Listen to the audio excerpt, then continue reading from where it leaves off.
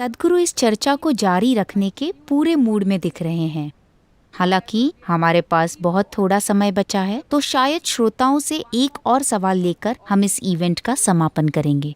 नमस्कार सद्गुरु, मेरा नाम तमन्ना है। Little louder, please. मेरा आपसे सवाल ये है कि हम अपनी पीढ़ी और हमारे माता पिता की पीढ़ी में काफी सारा पीढ़ी का अंतर देखते हैं, और कई बार तो ऐसा होता है कि मैं नहीं, हमारे और आपके बीच कोई अंतर नहीं है। मैं आपसे काफी युवा हूँ। कभी कभार ऐसा होता है कि हम अपने जीवन से कुछ चाहते हैं और वे हमेशा उससे सहमत नहीं होते हैं और हमारे बीच संघर्ष हो जाता है, यहाँ तक कि हम उनको खुश रखने के लिए कभी कभी अपनी इच्छाओं को दबा देते हैं। तो हम इस संघर्ष से कैसे निपटें? देखिए, प्लीज बैठ जाइए।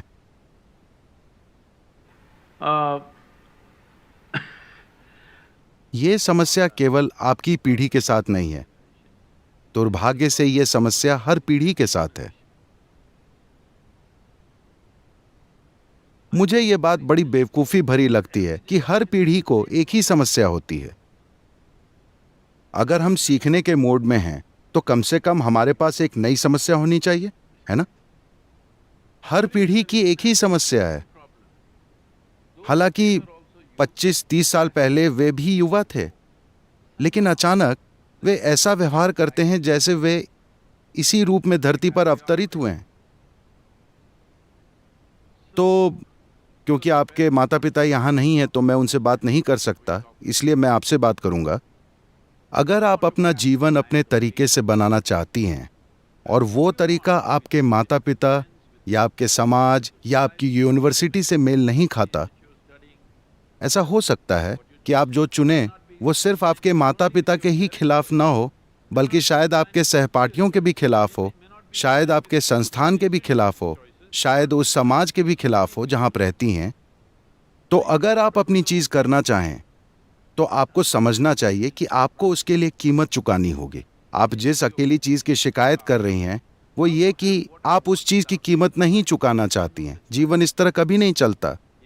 अगर आप वो करना चाहें जो आप करना चाहती हैं और वो आपके आसपास के लोगों की चाहत से मेल नहीं खाता, तो वो आपसे इसकी कीमत वसूल करेंगे।